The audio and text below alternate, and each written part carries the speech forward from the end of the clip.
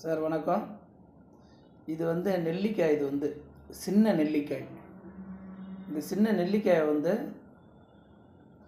என்ன பண்ணனாக்கா 2 கிளாஸ் நல்லா வாஷ் பண்ணிவிட்டு 2 கிளாஸ் தண்ணி ஊற்றி நல்லா கொதிக்க வச்சு அது வெந்த பதத்தில் இப்படி தொட்டு பார்த்தா நல்லா வெந்துடும்.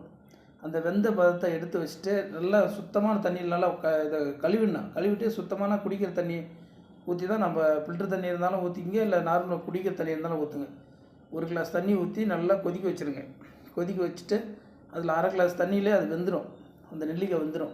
வெந்த பிற்பாடு அந்த 1/2 கிளாஸ் தண்ணி இருக்கும்போது நல்லா போட்டு கையை போட்டு நல்லா புழிஞ்சு எடுத்துட்டிங்கனாக்கா நல்லா தயிர் மாதிரி ஆகிடும். அந்த நெல்லிக்காய் எல்லாம் வெந்த நெல்லிக்காய் அந்த கொட்டையோடு போட்டுருங்க, பரவாயில்ல. போட்டு நல்லா அது தயிர் மாரி நல்லா புழிஞ்சு எடுத்துருங்க.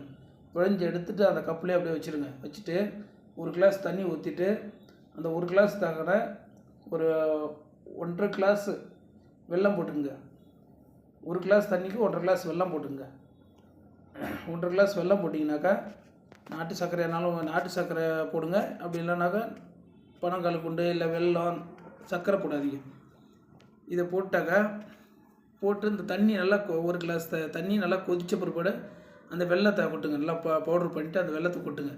கொட்டிட்டு அப்படியே கிண்டிகிட்டே இருந்தீங்கனாக்கா எப்படி இருக்கும்னா இந்த மாதிரி பாவு மாதிரி வரும் பாருங்கள்.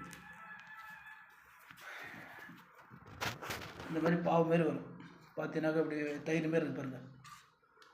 எப்படி இருக்கு பாருங்கள், தயிர் மாரி இருக்குது. இந்த மாதிரி பதத்தில் நல்ல தயிர் பதத்தில் வந்துடும். இது எப்படி கிண்டிருக்கிறேன் பாருங்கள். இந்த தயிர் பதத்தில் வரும். இந்த தயிர் பதத்தில் வரும்போது ஒரு 1/2 வேக்காடு வெல்லம் போட்டு ஒரு 1/2 வேக்காடு வெந்த பிற்பாடு 2 ஏலக்காய், கிராம்பு ஒரு 3 கிராம்பு போட்டுங்க. 2 ஏலக்காய் போட்டுங்க. இஞ்சி நல்லா கழுவிட்டு வாஷ் பண்ணிட்டு அது தோல்லாம் எடுத்துகிட்டு நல்லா நசுக்கி பஞ்சு மாரி நசுக்கி அந்த இஞ்சி போட்டுருங்க. இஞ்சி போட்டு நல்லா கிண்டி விட்டுட்டே இருந்தீங்கன்னாக்கா லேசாக நல்லா கொடுத்துட்டு கிண்டி விட்டுட்டே இருந்தாங்க. நல்லா கொஞ்சம் நல்லா கொடுத்துட்டு கொஞ்சம் தண்ணி சொல்கிற மாதிரி இருந்தாக்கா லேசாக வச்சுருங்க. ஆனால் அப்படியே மெதுவாக சிம்மில் வச்சுட்டா கூட போதும். இந்தமாரி வச்சுட்டாக்கா இந்தமாரி தயிர் மாரி வந்துடும். தயிர் மாரி இதான் லேக்கியம் மாரி, லேக்கியம்னு சொல்கிறாங்களே அந்தமாரி லேக்கியம் மாரி வந்துடும். வந்துட்டாக்கா இதை நீங்கள் காலையில் 1 ஸ்பூன் எடுத்துங்க.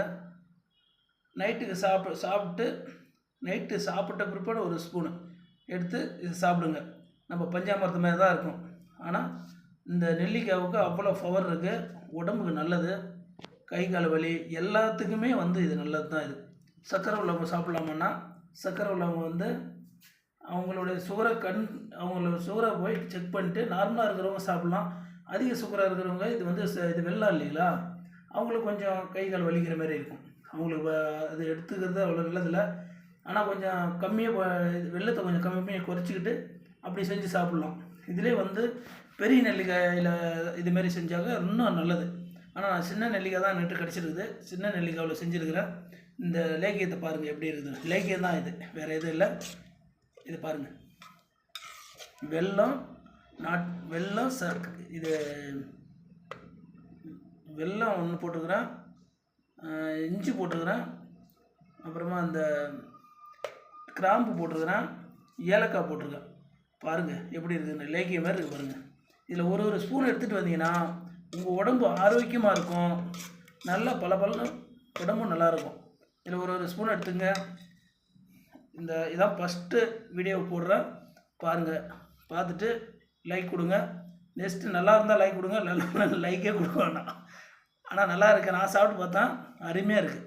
நீங்களே சாப்பிட்டு பார்த்துட்டு கமெண்டில் சொல்லுங்கள்.